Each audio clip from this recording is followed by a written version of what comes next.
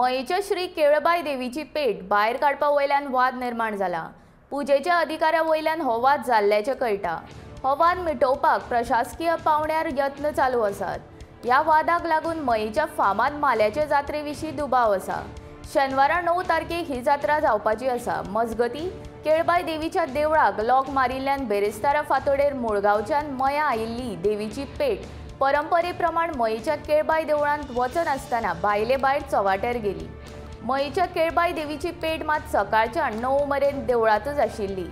परंपरे प्रमाण मुळगांवची पेट केळबाई देवीच्या देवळांत आयले उपरांत पुजा आनी हेर विधी जातात। उपरांत दोनूय पेट वांगडाच देवळांतल्यान भायर सरतात।